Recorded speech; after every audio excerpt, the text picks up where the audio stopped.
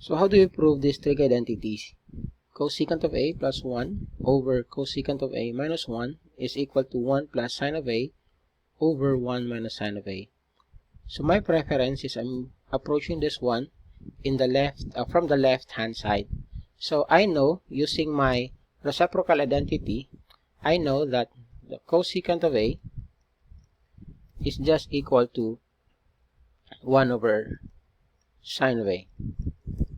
Alright, so I'm going to make use of this concept to solve this, because again, I want to express this one in terms of sine.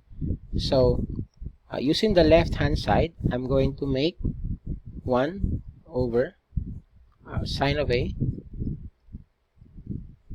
plus 1, and then the denominator will be 1 over sine of a minus 1.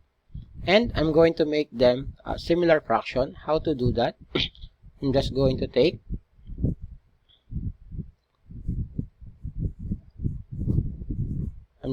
do 1 over sine of a plus sine of a over sine of a.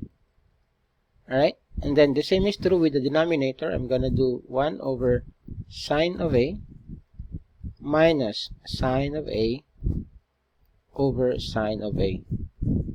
Alright, so again, remember, sine of a over sine of a is just 1. So we don't really change the equation.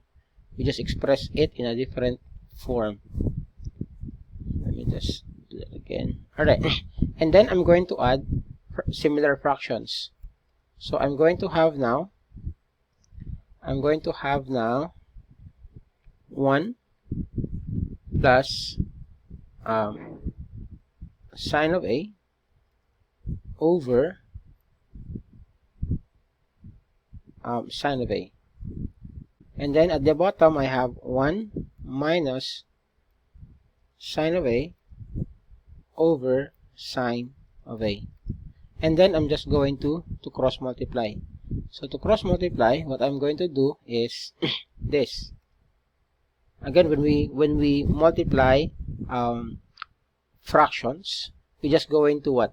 Get the reciprocal of the denominator, right? And then proceed to multiplication. So I will have 1 plus sine of a over sine of a multiplied to sine of a over 1 minus sine of a. And I can actually cancel out things.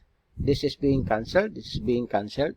So I am left with what? I am left with 1 plus sine of a over 1 minus sine of a.